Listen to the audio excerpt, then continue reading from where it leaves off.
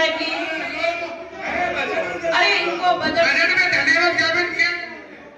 महात्मा जी आपने राम मंदिर के लिए बोला इसलिए मैं कह रहा हूँ बताइए, लेकिन अगर इनमें शंकराचार्य तो हमारी बात सुन लीजिए मैडम। बजट पे चर्चा कर लीजिए।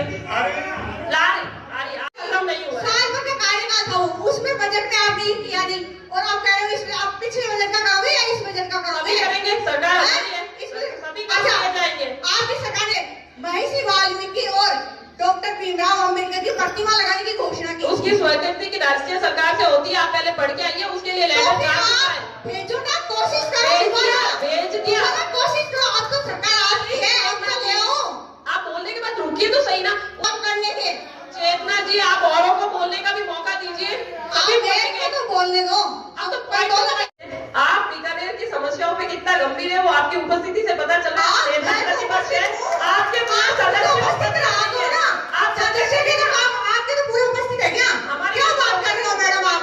बीकानेर की समस्याओं की बात और सदस्यों की बात कहाँ से आ गई? आप नेता प्रतिपक्ष हैं, आप सदस्यों की बात कहाँ से आ गई है? आप नेता प्रतिपक्ष हैं। मैडम मेरी बात सुनिए, ये पहली बार हुआ है, वरना आपके ही कब रहते हैं, हमारे कम नहीं, आपके ही कब रहते हैं, हम में आते हैं। और आपने कौन सी बजट में की वो साधारण सभा बुला ली? अभी आपने कौन सी साधारण सभा बुला ली आज तक में? एक के अलावा आपकी हिम्मत नहीं हुई हमारी बात सुनने के लिए। अब आपकी सरकार आई है तो आप ये कह रहे हैं हमें? अरे बात बदली करो, वो दूसरे बदल करो।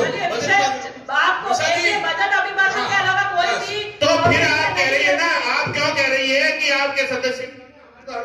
अरे ये हुआ क्या? आप बजट अभिभाषण में चर्चा करें, माइक चालू करिए उनका माइक।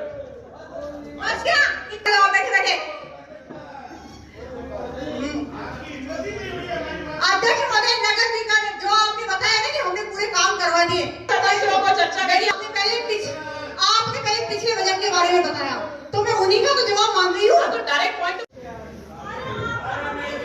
अरे एक करके सबको बोलने का मौका।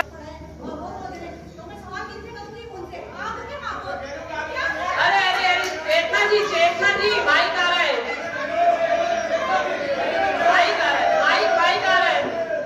माइक दीजिए।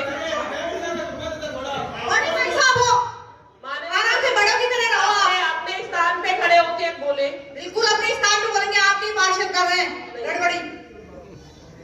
मैं ये कहना चाहती हूँ कि आपने कहा कि हमने अखबार की खबर है, भास्कर और पत्रिका दोनों की है कि 40,000 के काम अभी भी वार्डों में बाकी है, तो इस पे आप क्या कहना चाहते हो? 40 लाख के।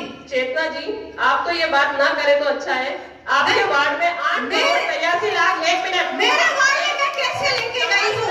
मैं सब वार्डों की बात करी हूँ, मेरे वार्ड की बात नहीं करी। जवाब तो सुनिए। आपके वार्ड में 8,83 लाख का काम हुआ है, उसके ऊपर इतने वार्ड है जिनमें 2 करोड़ से ऊपर का काम हुआ है। अरे तो मैडम आपने कहा पूरा काम हो चुका है बजट का, 40 लाख के काम बाकी पड़े हैं, तो आप ये कैसे कह रहे हो पूरा काम हो चुका है बजट का? ये भाषा आपकी गलत है कि पूरा काम हो चुका है, काम बाकी पड़ा है। चेतना जी मैं आपको बताना चाहूंगी कि मेरे 5 महीने से हमारा काम रुका हुआ है, आपको भी पता है रीजन। मुझे पता है 2 साल कोरोना। आज की साधारण सभा लगभग 550 करोड़ की बजट बैठक थी और सभी मैं पार्षदों का, चाहे वो पक्ष के हो या विपक्ष के, सभी का धन्यवाद करती हूँ कि एक अच्छी साधारण बजट बैठक हुई और उसमें अच्छी चर्चा भी हुई। सभी माननीय पार्षदों के सवाल और उनमें जो शंका थी उसका विस्तृत चर्चा हुई। और ये बजट जो था, मैं ये कहूँगी कि एक बहुत ही सुलझा हुआ बजट था और इसमें सिर्फ और सिर्फ बीकानेर के जनहितार्थ कार्यों को ध्यान में रखा गया है।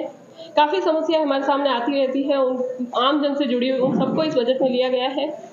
पिछले 4 साल की बात करूँ तो मैंने बहुत से हमारे कार्य जो पूरे हो चुके हैं, लेकिन फिर भी कुछ ऐसे कार्य जो हमारे जो पायलट प्रोजेक्ट है किसी कारणवश अधूरे रह गए, उनको पूरा लेने का पुनः संकल्प लिया गया है।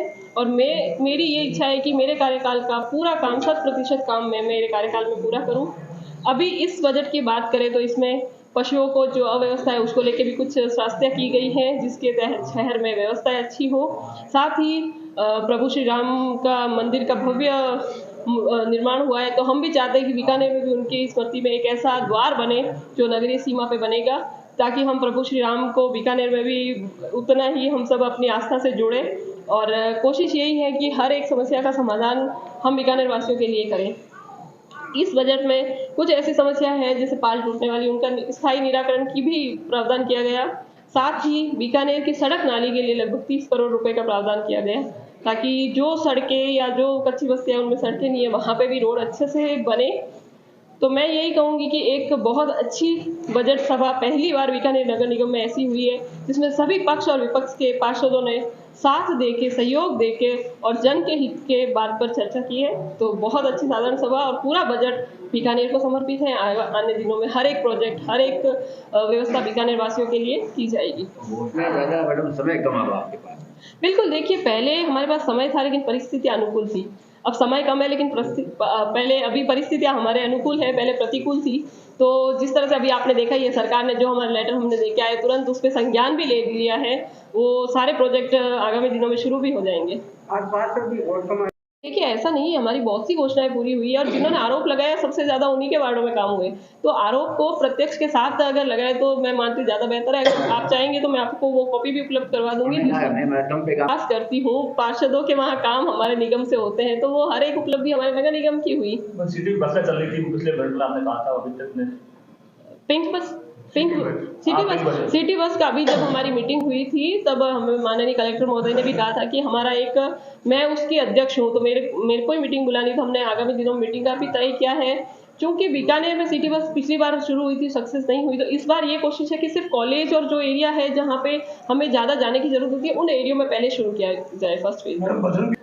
उस पे देखिए अभी तो फिलहाल हमारे पास ये सबसे बड़ी समस्या थी तो उसको इस प्रावधान में लिया है। और अगर ऐसा कुछ है तो उसको भी हम बिना बजट के भी हम अगर ऐसे जनहितार्थ काम होंगे तो उनको महापौर के उस पे लेके और हम उसको भी करवा देंगे अगर आम जन को रोज दिक्कत होती है तो।